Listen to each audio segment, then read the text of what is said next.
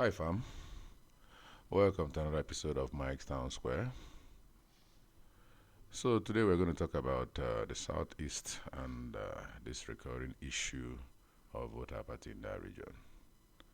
So, for context, I'm going to sprinkle in a little bit of my native language, that's Igbo, so that way everybody can, especially our elders, can be in tune with where I'm going with this. In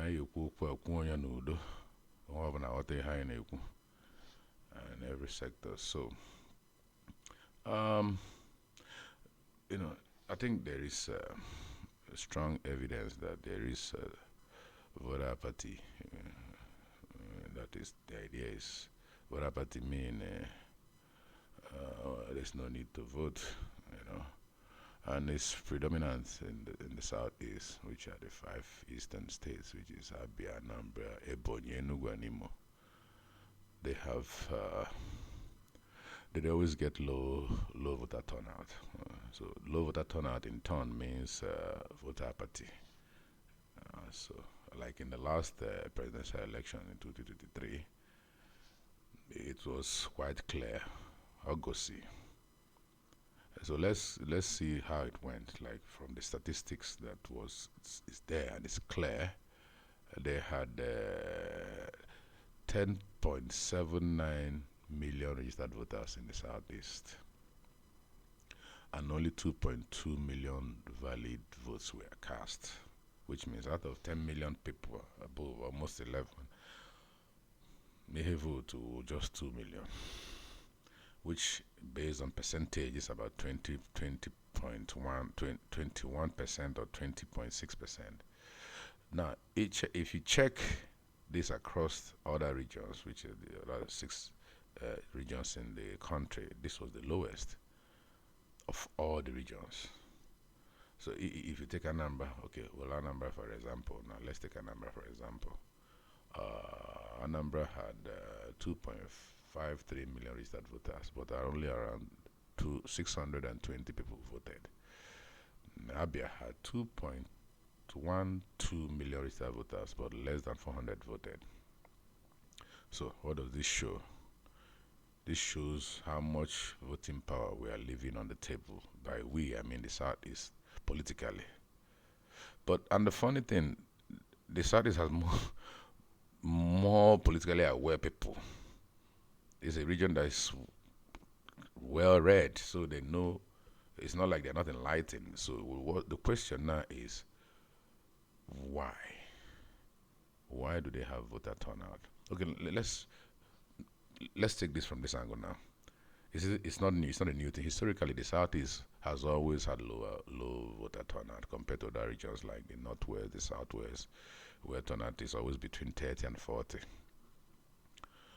Like even before this last 2023 election, we saw same low participation in 2015 and 2019. Even the 2023 was when the sun of the Southeast came out. It improved slightly, but it still stayed below the 30% threshold. So if the threshold is 30-40%, they are still doing way below. So the question is why? Why?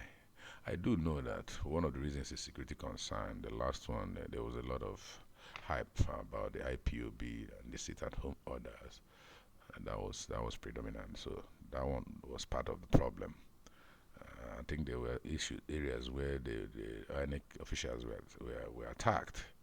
So I think the fear of violence based on this last one and harassment was there. But that doesn't take away from the fact that there's a lack of trust from the southeast in the system.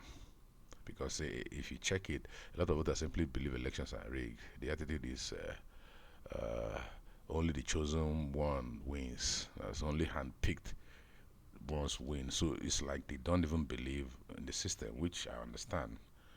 That mindset actually kills motivation. So why am I going to vote where the system has powers that be, I guess, have imputed their own persons, and that doesn't go well for any democracy. So this is something that needs to change, or especially with the next coming election, it needs to change. So there's another, if you check since 66 or 60, no Easterner has held any major political position. So it kind of feels that they are disenfranchised. So you always hear, I talk to some friends from the region, and you hear them say, "Gini ka vote anyi game," which translates to, what can our vote do? What can it change? No, not exactly. That's what can our vote do for us? I think that's the proper way to analyze it. Yeah. So, but the truth is that the voter party does not help the region as a whole. It reduces the Southeast's bargaining power nationally. It does. Even though we had massive support in the region, there was still poor turnout. Check the difference. Almost 11 million minus 2 million, 2.2 million. You're looking at a huge number that did not vote compared to the North or Southwest. But this is what I think. The government has to help in this case. We are hopeful that they can help, because they are already causing the part of the voter apathy. But hopefully, the legacy, everybody knows Jonathan's legacy. Hopefully, the current president will have such legacy to make sure things are free and fair. We are hoping. But like what we're trying to do now is my own part of some kind of voter education. Stronger the government, stronger election security. That's something they should to try and do. Voter education campaigns to rebuild trust, which is in my only two way, hoping the government can do more.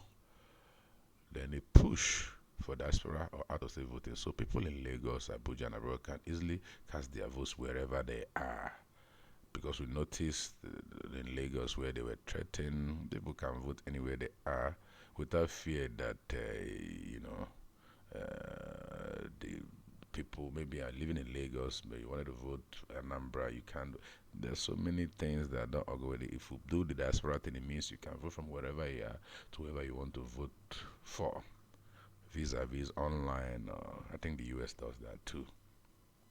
And most importantly, engage the community leaders so that they can talk to people and help educate them on the need to come out and vote, so that, because all the policies that are being put out affects all of us. All of us. So I'm hoping that this coming election, you do not say because you're going to lose a fight and the fight comes to you, you will not fight. I don't think that is the best way to go on this. So I'm hoping this time around we can appeal to them to come out and vote. Don't turn election day to what do you call it? A day of relaxation, a day that you take as a holiday, a day you go hang out with friends in the evening. Go cast your vote, because all the policies that are being made are made for your own good. If you do not cast your vote, nobody will take your policies serious, the things you want, the better economy, seriously. So I'm hoping we'll keep talking about this and get that region involved, get the Southeast. No need itinye aka ka adozi obodo. Especially now that you had a son the last time. Hopefully you're gonna get him again this time. He needs to see that his region are voting, because people are still going to be voted in, whether you vote or not. So you better forget about the rigging. I know that before then something will be done to fix all the electoral problems, even if it's 50% of it. But we'll try. We push. Petitions are being signed already to make sure that the Senate and look into the House already look into the new election reform. There's still time. We'll see where we go with that. So that's what I wanted to talk about on voter apathy. The ban in the South is beacon.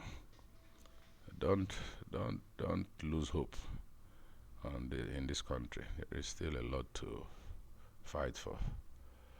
So before I wrap up, recently the governor of Edo State made a statement. I think it was a threat. I believe it was a threat. I think the right quote was, "Tell Obi he should not come to Edo State without telling me." I am sending a direct message to him. There is a new sheriff in town. He cannot come to Edo without telling me, because his security will never be guaranteed. Whatever happens to him when he's in Edo State, he will take it. I am serious about it. Yogonia, Yishinchi. Well, his threats are noted. If anything happens to Obi, we know where to point the finger now. That wasn't a very statesman thing to say. All I would say to them, just pray that the coalition, which in turn means the new ADC, doesn't give Obi this ticket. Just pray, because you might just have woken up a sleeping lion. Time will tell all that. We'll see. Anyway, I'm wrapping up for IFM, so we'll see you on the next show. Be safe and stay engaged. And remember, one person does not build a community alone.